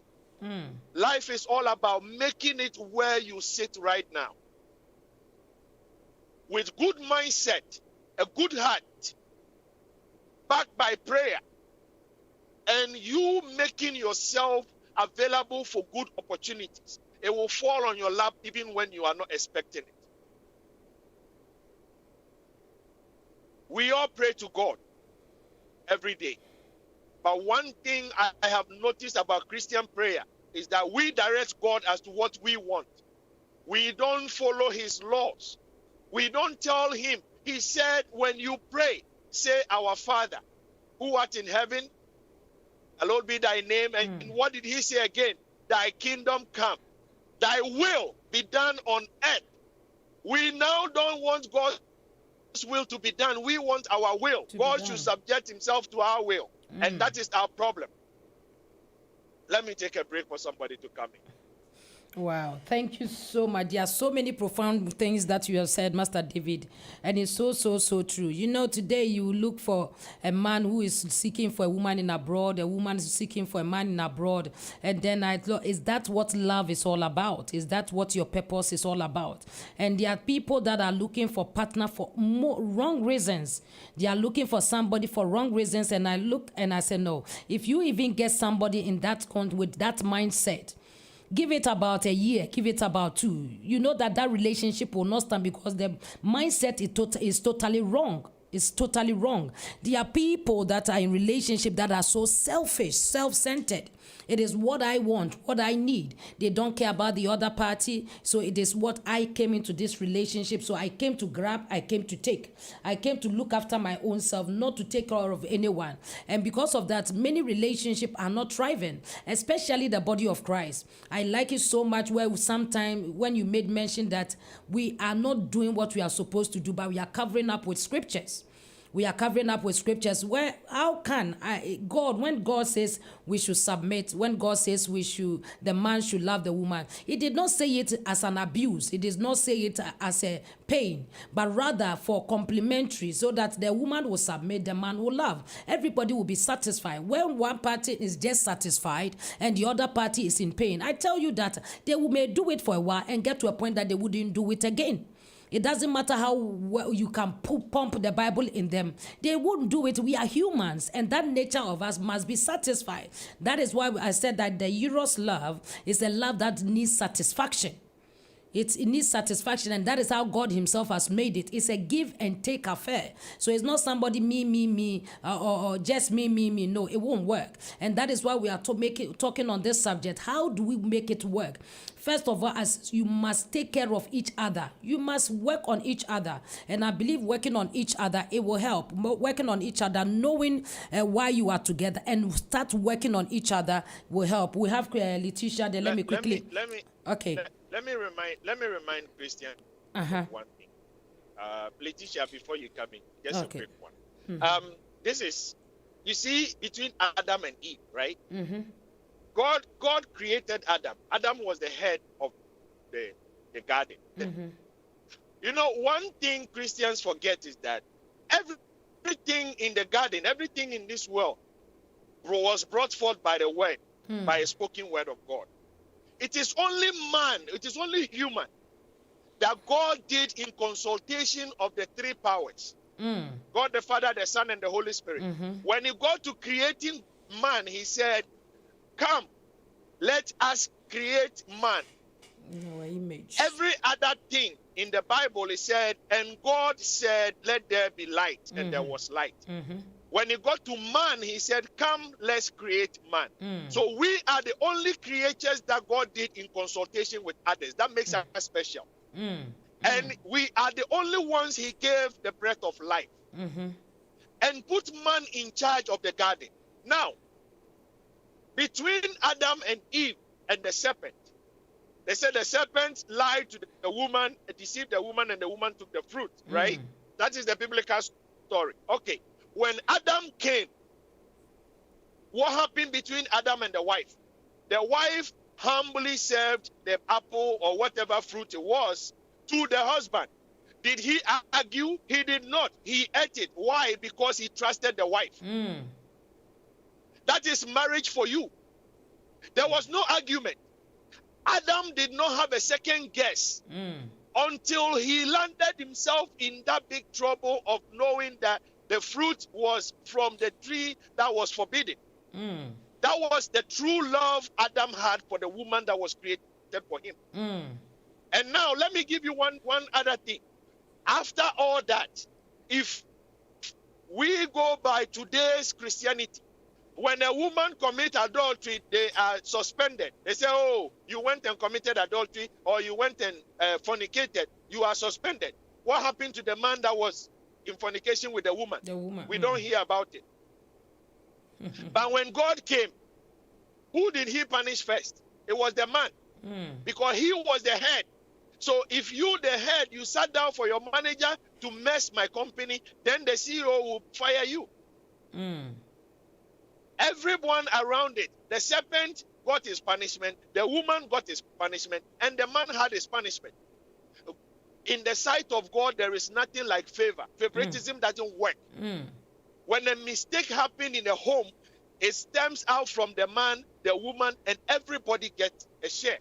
So you, the man, cannot fold your arm and say, because I'm a man, this one was done by the woman, so it has a trickle-down effect. You will get your own share. Let's get it.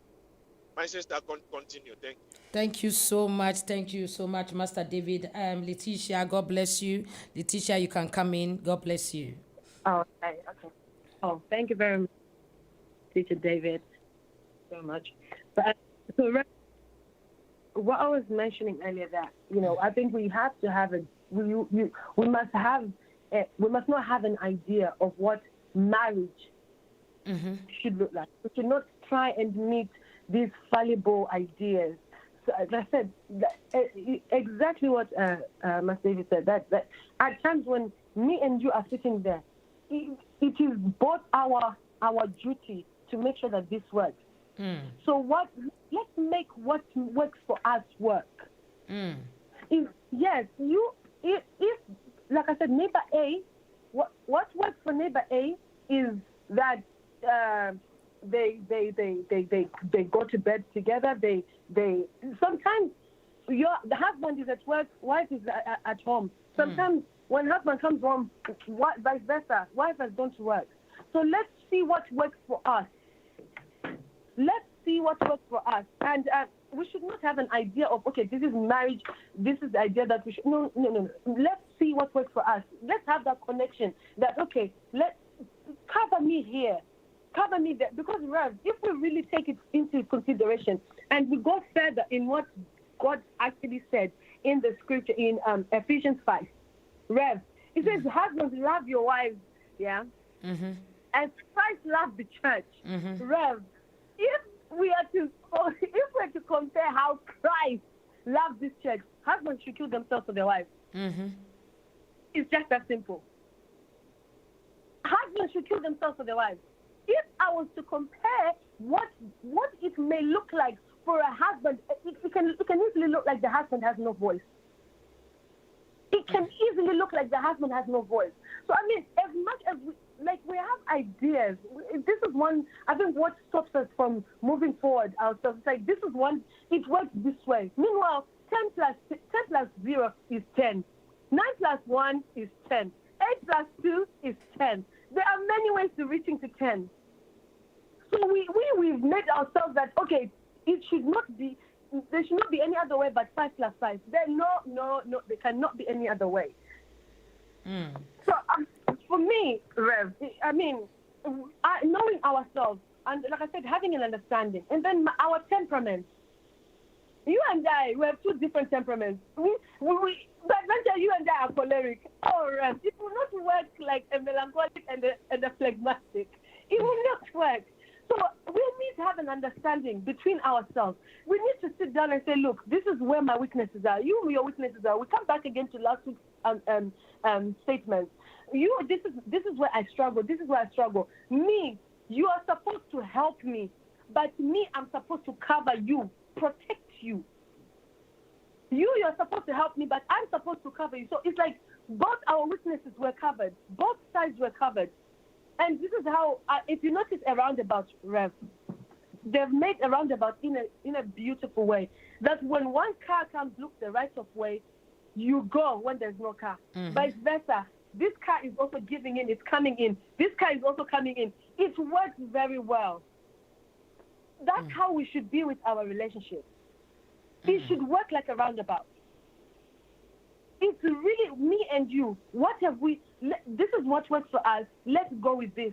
Let's not. I mean, I understand there's many relationships that are ace, they're amazing. But look, at the moment, this is what works for me and you. Then we remain connected and grow. You may realize that we may become something more beautiful. Let's work at me and you.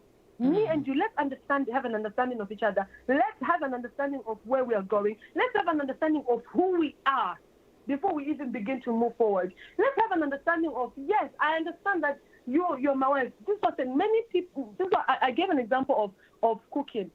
I was trying to explain that as much as we will say, okay, women should be in the, people will fight over that. Me, I should be in the kitchen cooking. But you, my husband, me, I'm coming from work. How can I be in the kitchen? Meet me at this. Meet me at this. You two meet me at this. And let's work with each other. Because we've said that wife should be in the kitchen. Husband should be outside doing the mowing. Children should be outside playing.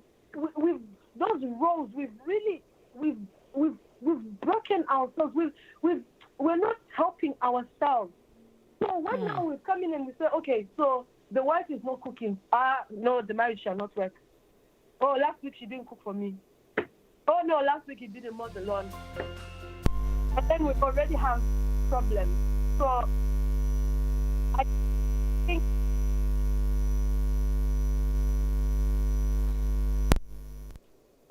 Hello? Yeah, Sister Patience, is that you? Oh, hello. Yeah. Hi. Can you help me with on the other phone? Are you able to call on the other number? I'm driving, so I have to see how I'm going to do it. Okay, then. Okay. Please. Bye-bye. Master David is on that, so if you call on that one. Yeah. All I'll be right, waiting thank for you. you now. Okay. Thank you. Okay. Letitia, God bless you. God bless you for those profound points that you have given. And I believe that there are things that we all have to work on, and there are things that we all have to do. One of the areas that I want us to talk about is conflict. There are so many beautiful relationship marriages that conflict has destroyed just because we don't know how to handle conflict or respectable disagreement. Hear me, there are people that will shout on the rooftop when they are disagreeing. There are people that have means that they will talk about it quietly. And every relationship, as I said, has its ups and downs. There is no relationship that we will have that is smooth. No, there is none like that. Conflict will come, disagreement will come. But how do we respectfully disagree? When I say respectfully disagree, because I don't have to throw tantrums because I don't agree with you. I don't have to shout because I don't agree with you. I don't have to tell the whole world what you did because I don't agree with you. I don't have to tell the whole world because you didn't listen to me and this happened and say, you see, I told you. No, there are things that we do that also can break marriages, such as when we cannot handle conflict well. When we cannot handle conflict well. One of the things that I want us to know that being together, your mind and the mind of the woman, or the mind of the man and the woman, is totally different. You are now working together to merge these two minds. So there are times here and there that things may not necessarily agree on things, but it must be done respectfully. It must be done respectfully. I was once counseling a lady who was saying something about the husband, and I said, have you told him? He said, no, I don't want trouble. I don't want trouble. No, I don't want to even tell him anything. I said, no, this is not. So what do you think you are doing? Are you submitting? You say, as Bible says we should. I said, this is not submission. If you think that submission is not talking about things that you don't like in a relationship, then that is not it. So this woman was out of context what submission is. So seeing the husband doing things or doing things that is not right, and she doesn't want to talk about it because she thinks that when she talks about it, she's not being submissive enough, and because she doesn't want trouble, so she was afraid of conflict. There are people in marriages, in relationship, that are afraid of conflict. They just don't want to say what they think. They just don't want to say what they feel like. Hear me. Saying what you think and saying what you feel does not mean you are disobeying or you are rude or something, but how you go about it, the way and manner you tell your mind, the way and manner you bring your disagreement will determine whether you are rude or you are not submitting. So therefore, there is going to be the room for that every time. Yeah, I mean, every relationship that are growing, whether you've been years, those that have been married for years, they still disagree. They still have a little fight here, little fight there. But what do? You respectably disagree. Not throwing tantrums, not telling the whole world. So you find a way of solving it. Okay, anytime there is matter between us, this is how we are going to do it. We find time to sit down and talk about it, so that we weigh the pros and cons and choose the right manner. Not that, because my mind is what always matters. Some people, Sister Patience is back. Hello. Hello, Pope Mercy. It's engaged. Okay. Yeah, you go ahead. Right, go ahead. Yeah, sorry. Yes, what Master David said was true. Mm-hmm. But every person, to get yourself into a marriage, mm-hmm. you need the fundamental. Mm-hmm. You see, people is the understanding. People, if they have the understanding, they can work on things, because everybody marriage is different. Mm. We all have different personalities, mm-hmm. and we can't use somebody's personality to ourselves. Mm-hmm. So as Master David said, you have to consider all those things. Mm-hmm. You see, some of it we don't, and then we fall into it. That is, then we have to pray about it and things like that. But we have to be true to ourselves. Know what you want before you have to get yourself involved in something with somebody. Because if you don't have the understanding and the fundamental, the basis on why you are going to marry, it's going to be a problem. As you said earlier on, there's some people, they don't want to talk about things, thinking that if I talk, I will be heard, this and that. It creates a lot of problem because it will get to a point that the things that, you don't talk about it become a problem to you. Because if somebody don't know what you are not keen or you don't like, I will put it that way, it might be the wrong word to put it. If they don't know, they'll keep on doing the wrong thing all the time. So it's communication. I always emphasis on relationship, any relationship, because before a relationship can form, it's because of an interest or a situation. So you have to know. It's the knowing. It's the knowing. If you don't know what you are putting yourself in, don't think that the relationship, because the relationship is rosy, nothing will happen. It's a working on. And as Master David said, there is changes in our life. And we turn up not to, we don't want the changes in our life. And if we don't have the changes, how can you grow and to be effective? So relationship is like having a relationship with God. It's personal, individual. The same you're having a relationship with your spouse, it's personal. Some people, as Master David said, some people, they listen to their friends more than their husband. Your husband, your wife, your spouse have to be your everything. But unfortunately, if the basis on which you marriage is not secure, there are always going to be a problem. In this world, we are living in the world, but we are not of the world. There are always going to be a problem in marriage. There was always going to be a divorce in marriage. We cannot stop it. But as an individual, what you put in, they say what you put in is what you will reap. Saying that, if you marry somebody and you don't know, and you marry somebody who is difficult, what can you do about it? If the Bible says if the foundation is destroyed, what can you do?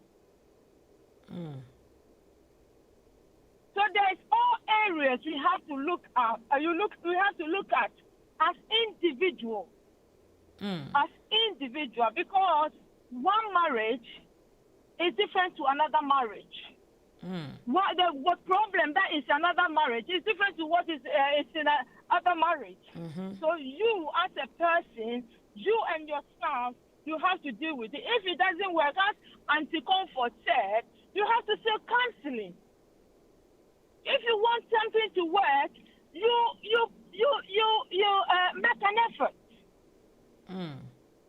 You always have to make an effort. You live in your house, you have a garden, and you want the garden to look nice.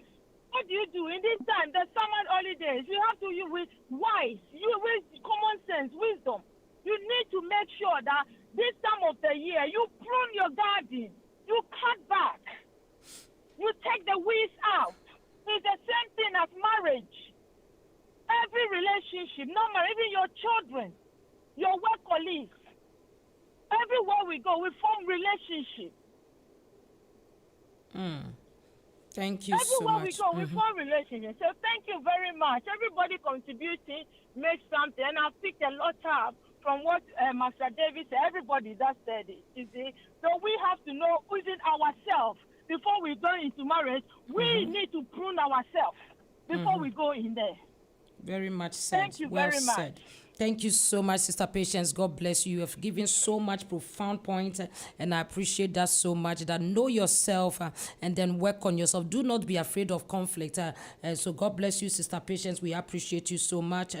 Do I have Master David there so that you can also give your final word, and then we can proceed to the, I believe that we're past 10 now, so we should be running up now. So if I will allow I'll take care of it. Yes. And then Master David will come on. Okay, then. Thank you.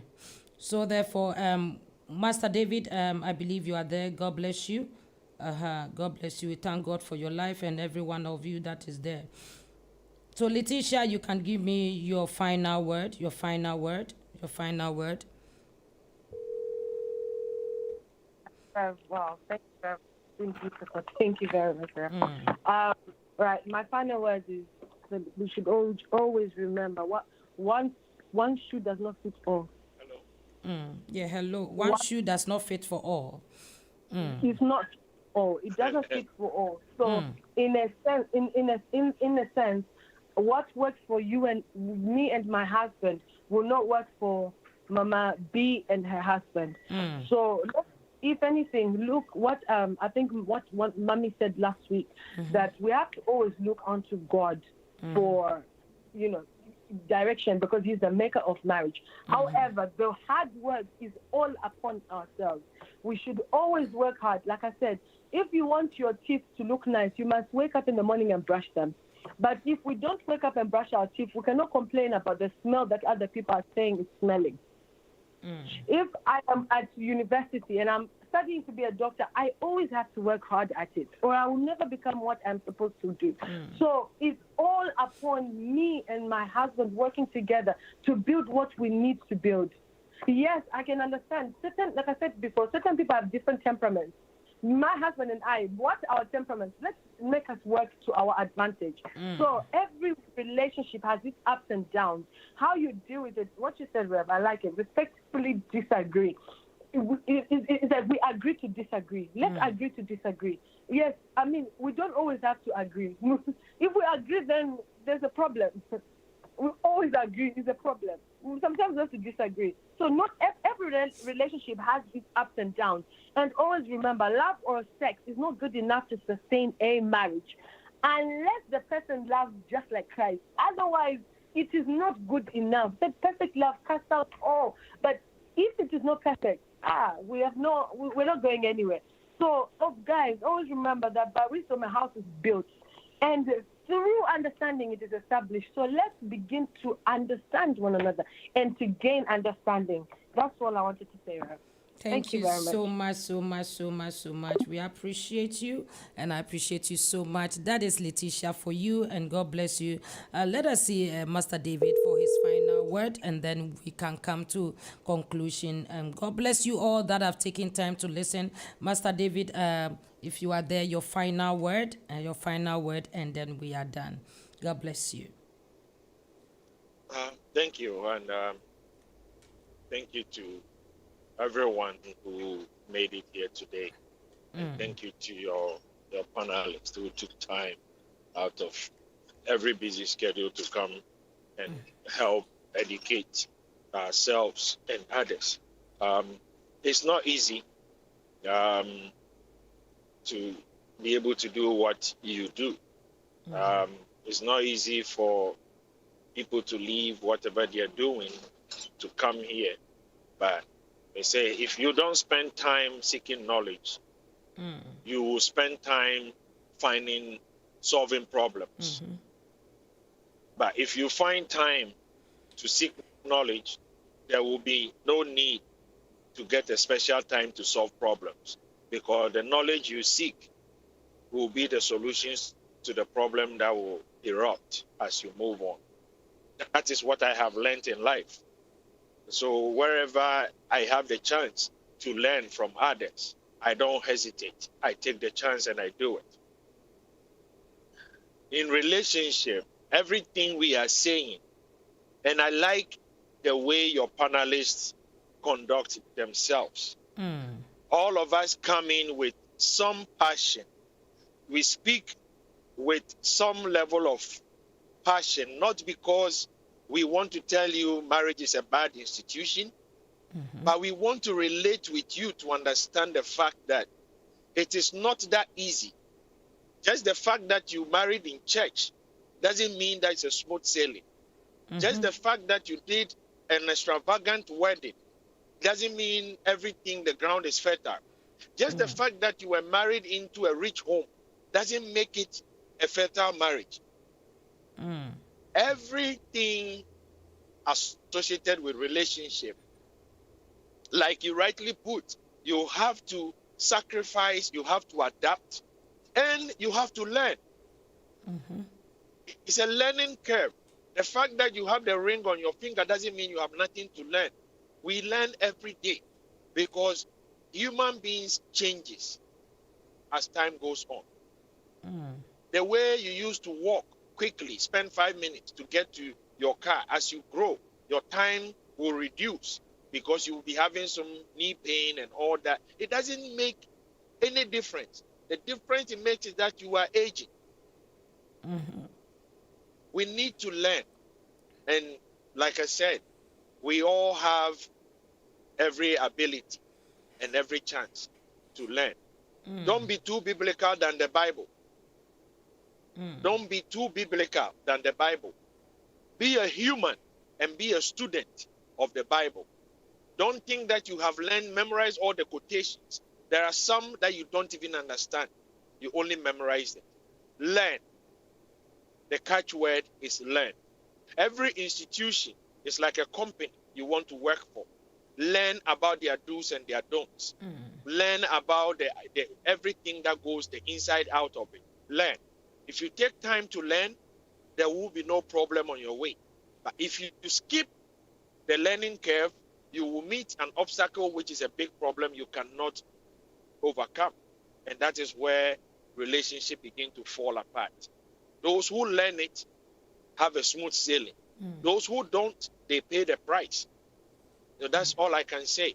If you learn, you will have a smooth sailing. If you don't, you will pay the price along the line.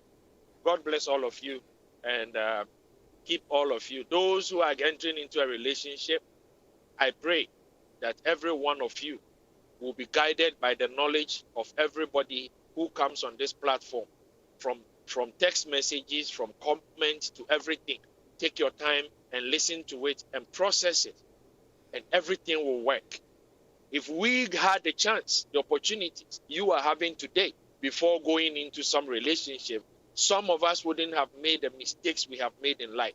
So if you are privileged to have such opportunity, I want you to be all in.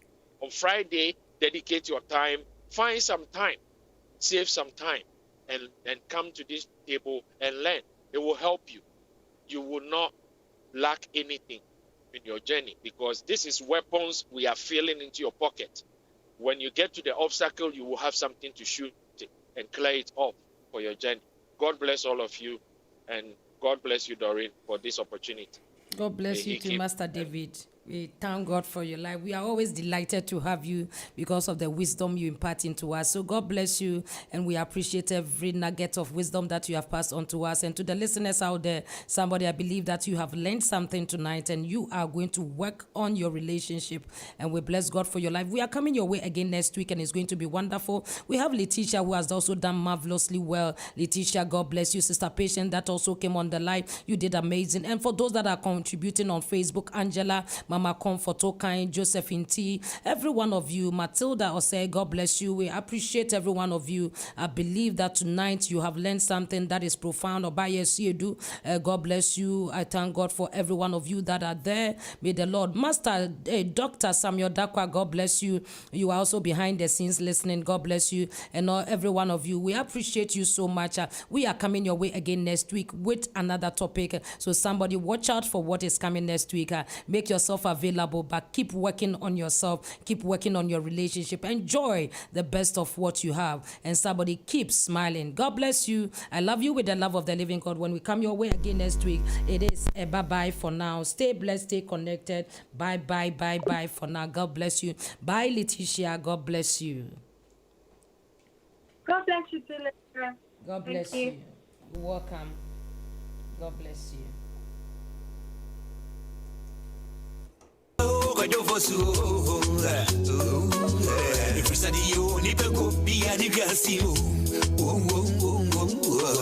Vida Osei, God bless you.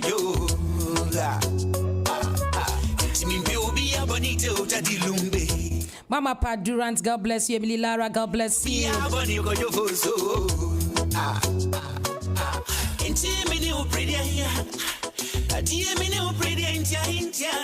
What do you mean I'm working so? And now say me ding, daddy. What did he man is out? I can't come panka masasa.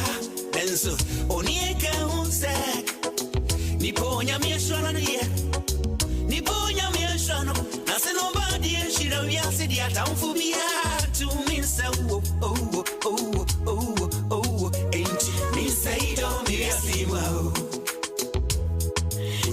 Yaminti, me say do my brother mo.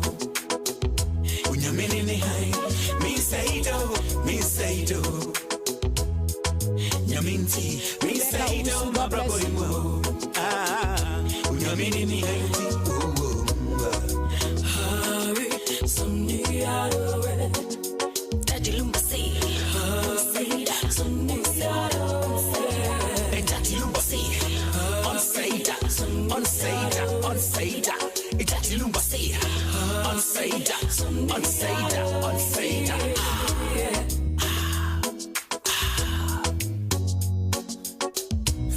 Oh, don't mean you say yeah. Cool. Dear so be don't be an you qua. Show you Usukrana me cool. I deemed your baby and I'm a tissue. Namichim Namidi.